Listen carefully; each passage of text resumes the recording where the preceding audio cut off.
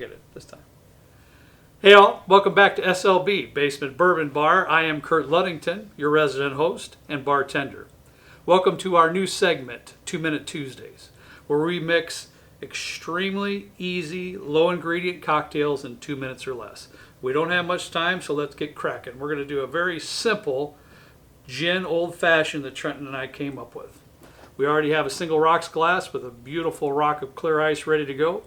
I'm going to pour in a 1/4 ounce of lavender syrup, Monin's. You can get it on Amazon, Monin lavender syrup. Today I am using Monkey 47 gin because it is absolutely fabulous. It's made with 47 different botanicals. If you do not have Monkey 47, whatever you do, use your favorite gin on this particular cocktail.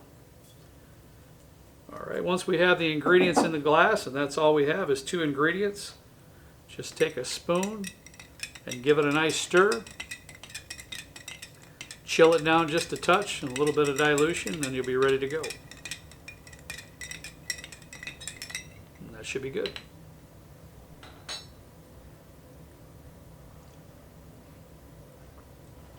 Man, that is fabulous. Just fabulous.